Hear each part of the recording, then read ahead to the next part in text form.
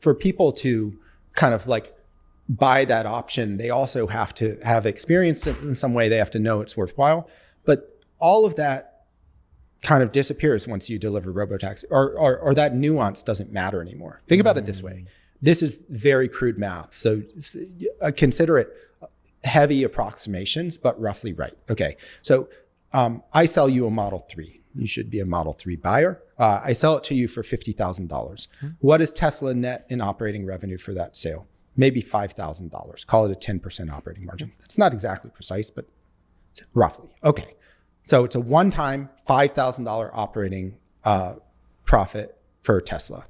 What if that Model 3 becomes a robotaxi? Okay. So we think the Model 3 could roughly do 100,000 miles per year as a robotaxi. That might be an overestimate, but it's like there's ways in which you can model it where you think that's kind of the utilization it could get to. Okay. And at $1 per mile, we think there's a trillion miles addressable globally there. So let's say we're in the first trillion miles of robotaxi driving is occurring. So you can charge $1 per mile for 100,000 miles. Okay. So then there's gross revenue. Somebody is paying, $100,000 a year to ride in that vehicle. Now, Tesla gets to extract a platform fee off of that, just like Uber or Lyft do. They should be able to do something more than Uber or Lyft because they're delivering this whole autonomous driving experience. Say it's 50%.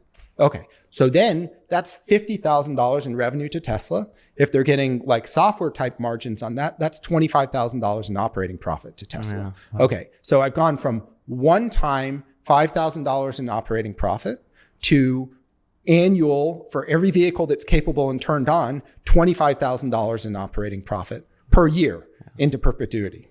Okay, so from Tesla, my gosh, like I've quintupled my operating profit per vehicle and turned it into an annual thing as opposed to the one time I sell it based on this very expensive factory I've built to produce these things. So the financials explode cash flow. Yeah. Okay, now think about it from your perspective though. And this is actually a really interesting and nuanced point, is like you paid $50,000 for the car. Now it's generating $50,000 in net revenue to you if Tesla's only charging a 50% platform margin.